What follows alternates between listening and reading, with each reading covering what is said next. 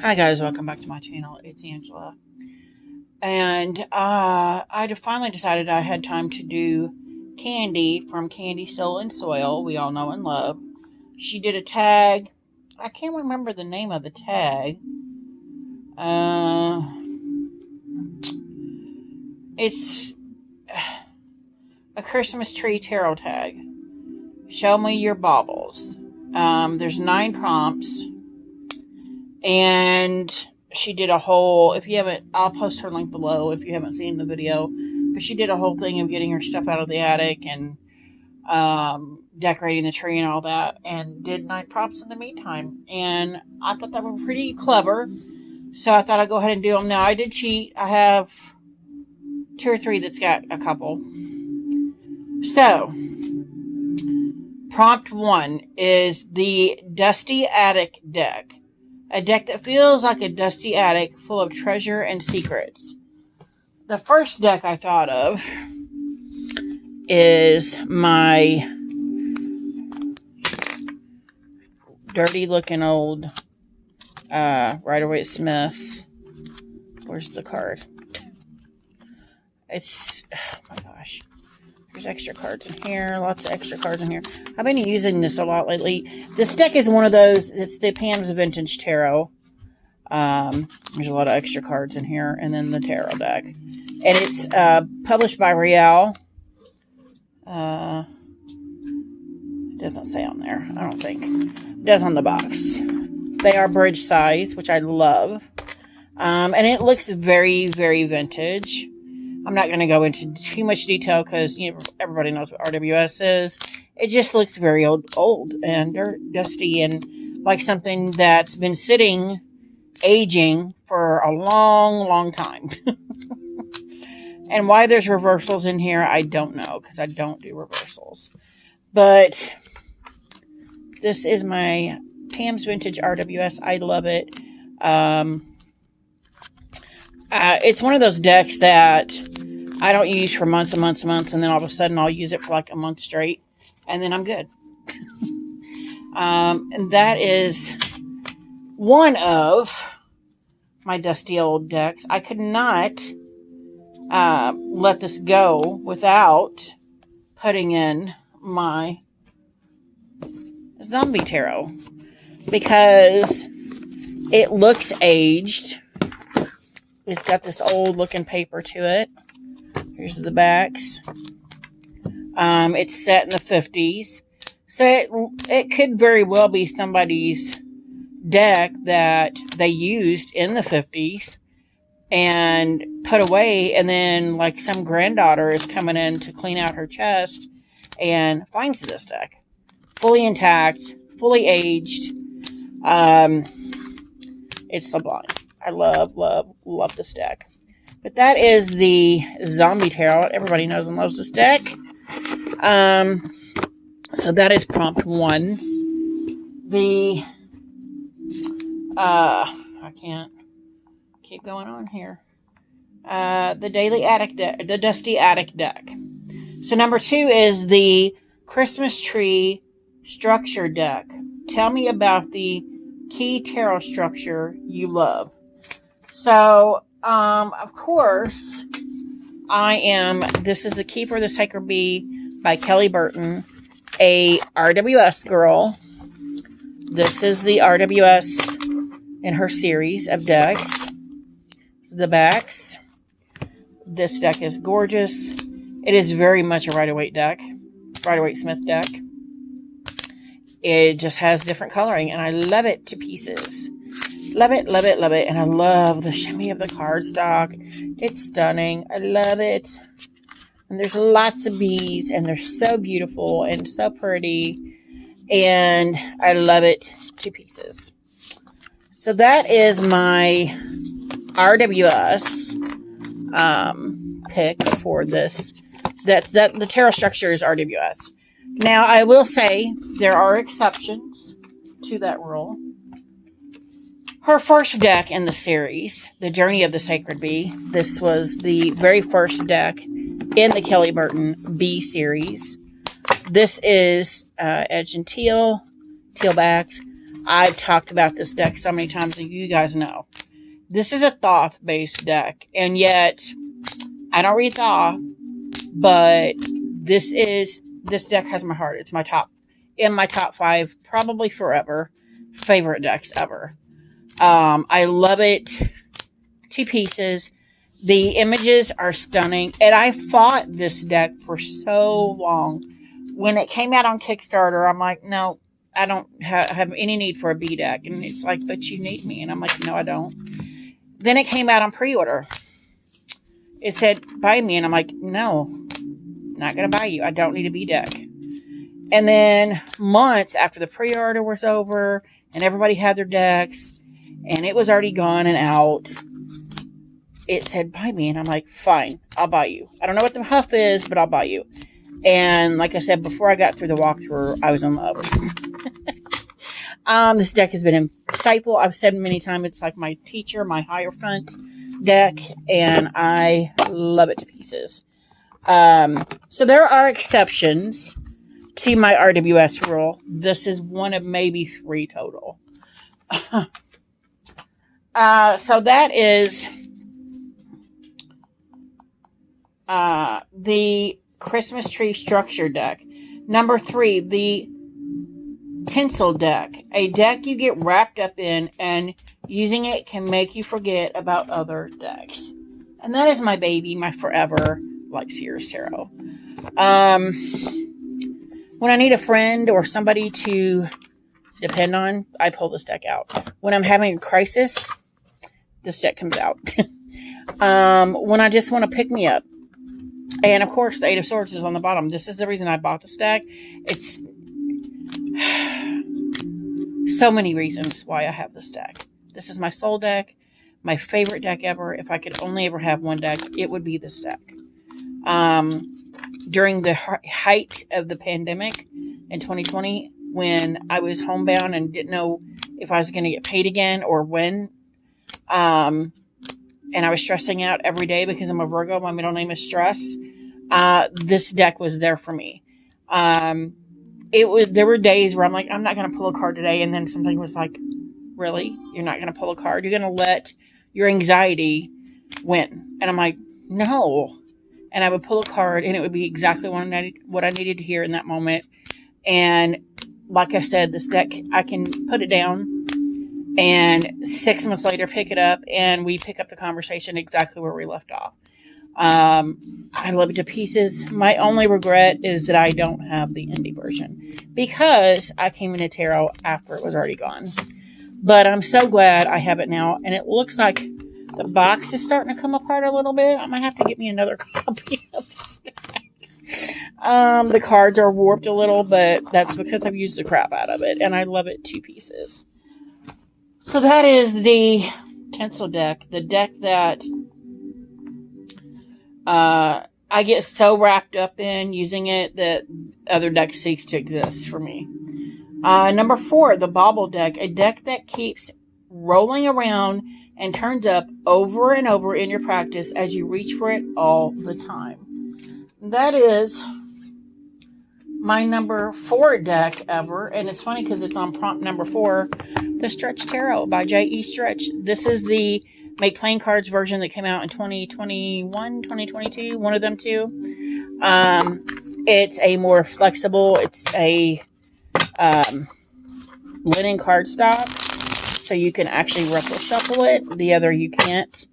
There's more cards in this one, extra cards for a couple of different things. I've talked about this deck again ad nauseum. There's not a deck in here, I don't think. Well, there's so far the decks I've talked about to the point where you're like, just shut up about this deck because they are my beloveds. This is number, like I said, the top 4. It's right before the Journey of the Sacred Bee in my collection, in my top 5 collection. It is a workhorse. It's one of the biggest workhorse decks I go for, and this is why it's in this prompt, because when I want a past life reading, I will reach for this deck. When I want a mediumship reading, I reach for this deck. When I want an ancestor work deck, I reach for this deck. because it's so multifaceted and does so many different things. Even when I try to put it down, this deck won't let me. And it's funny because when I first got this deck, I used it for a long time. There's an extra Wheel of Fortune in here. When I first got this deck, I used it for a long time and then I put it down. And I swear to you, every new deck I was getting in the mail, it was like, nope. And I would use it for a couple days and then I would go right back to this deck. So for the first year I had this deck, the original, I probably used it most of the year. Because it just keeps, it's the deck that keeps on coming back for you. So, yep, that's number 4, the Bobble deck. A deck that keeps rolling on around every time. So, number 5, the Snowman deck. A deck that melts your heart. And I'm going to tell you, it was a hard toss-up between these two. However, the deck I'm actually going to show you, I've used more because it's mass market and I feel like it's more, what's the word? I don't know. It's the Soul Cats Tarot. I love this deck. It was between this and the Oak, Ash, and Thorn. Both decks are Adam Oehler's artwork, the same artist. This one is more, I don't want to say attainable, but I used it more because it's mass market, if that makes sense. Because the other one is one of my beloved decks. And if something happened to the Oak, Ash, and Thorn, I would be devastated. This one, my cat tore up. I'm probably going to have to get a new one. You can't really tell now from the look of it. There's a couple cards that are jacked up. Yeah, ironic that my cat tore up the cat deck. But it's not a big deal if I go purchase another one. Whereas the Oak, Ash, and Thorn, it's quite more expensive because it's an indie deck. But I absolutely love this deck. And like I said, it was a toss-up between this one and the Oak, Ash, and Thorn just because it's Adam Oehler's artwork. It's so sweet. It's almost like this innocence to it, which I find refreshing in decks. So that was my Snowman deck, the deck that melts my heart. Number 6, the Handmade deck. A deck that's made with extra special because of who made it, or a deck that feels particularly handmade. And I always have 2. And they are actually the only oracles in this deck. They are the 4 Agreements and the Power Thought cards. This is by Don Miguel Ruiz. And they look and feel there's like quotes and stuff on the backs. And then we got the fronts here.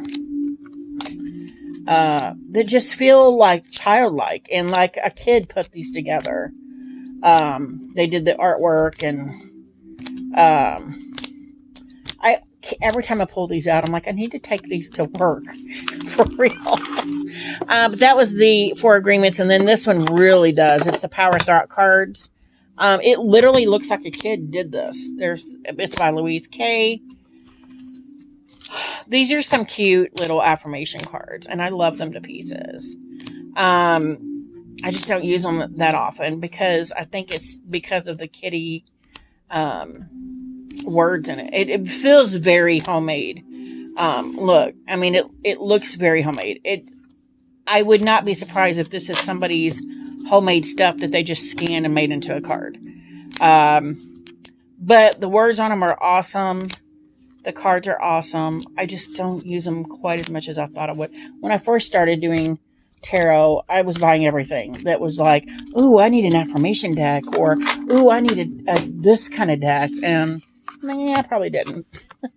But I really do need to take these to work because these are why I bought these decks. Both of these are Hay House publications. There's Hay House there and then Hay House there. But they both feel very like a child did them, which is pretty cool. Very handmade to me. The only problem with them, the boxes, neither of the boxes have a magnetic closure. So they open and dump all the time if I don't have them in the shelf right. So that was number 6. Number 7 the Mistletoe deck, a deck that makes you think about love in the holiday season. And if you don't know, I actually have this in a, there's a bee tarot, not the same kind of bee tarot, but it's coming out by Llewellyn in April. It was on my yearly calendar. I did it at the beginning of the year for Llewellyn. I bought this, looks exactly like the deck. But I'm using it right now because for the whole month of December, I am using my Yuletide Tarot, which I love to pieces. And if I can run into it, I should have dug it out and looked at it. This is the deck that made me think of the mistletoe because the lovers is the mistletoe. Look how cute that is. It's so adorable. So adorable. And of course, this was the deck I thought of. I'm like, of course, this is the mistletoe deck. It literally has mistletoe in it as the lover's card. And like I said, I'm using it all of December, which doesn't happen. But this is my only real Christmas deck I have. I've actually used this for a mediumship reading the other day, and it actually was weird because this is the card that popped out. And I'm like, told my buddy at work I'm getting a mail that was kind of an alcoholic. She's like, yeah, that's my uncle. And I'm like, oh, okay. So this deck can be, it's not cutesy, but it's not harsh either. It's right in the middle of the road where we need it to be for a Christmas deck or a holiday deck. And so that is my number 7, the mistletoe deck. Number 8, the Fairy Lights deck, a deck that sparkles. And I can tell you, I'm sure I have better decks than this, but this is the only deck I could think of because she said Fairy Lights. And that would be the Fairy Lights Tarot by Los Scarabaro. This box is crap. It's already fell apart. Horribly so. This is also the same creator that did the Tarot of the Secret Forest, which that box is falling apart too. Where that one is dark and shadowy, this one does seem very light and airy to me. So in that respect, yes. And it does have a lot of twinkly lights in it, it looks like. I don't really use this one just because there's a couple cards I'm not sure I can get past. It is a stunning deck though. It is stunning. And of course, it's the Fairy Lights Tarot, so it's the only deck I could even wrap my head around. But as I'm looking through it, I am noticing there's a lot of lights in here. So maybe it is the perfect deck to choose for this option. But it is stunning artwork, and I think it's quite beautiful. I just don't hardly use it. And that's my favorite tarot card. They're one of my favorite tarot cards. Because they're all running and you can see it start to collapse in on itself. It's quite interesting. Okay, and the last prompt number 9, is the Tree Topper deck. Tell me about your Tree Topper and find a deck that reminds you of it. Now, I have a red blonde, she's a blonde, red-dressed angel as my Tree Topper right now. On a white tree. My husband decided last year to buy a white tree because we've never had one, and now he's hooked on it. But the second I thought of Tree Topper, I didn't think of an angel. I thought of a star. And so I chose the Tarot of the She by Emily Carding. This is a Red Feather publication, if you don't know. I mean, everybody knows what this deck is. I have trimmed it on the sides and edged it purple. The star card in this is what I was like, that's the Tree Topper. And so I thought it was quite beautiful. This is very vibrant, and it reminds me of the old school stars that, let me see if I can find her. It reminds me of the old school stars that have multiple colors. They're like white, and then when you turn them on, there's like red, blue, green coloring to them. That's what this deck reminds me of. And as soon as I saw this last prompt, look at that tower. That is my favorite tower. Stunning. Breaking away from the old self. The the star I thought of. I'm like, oh, I would totally use that as a tree topper. So that is the inspiration for this deck. I'm like, this is a gorgeous deck. It has all these vibrant, beautiful colors. And I immediately thought of this as my tree topper. So while I have an angel right now on the top of my tree, this star would be my tree topper. So that is all the prompts for the video response to Candy from Candy Soul and Soil. I will post her link below. If you guys have any questions, comments, concerns, don't hesitate to comment below. If you like this video, give me a thumbs up. If you want to see more, please subscribe. And don't forget to hit that notification button so you're alerted to any future videos. And y'all have a good night. Bye.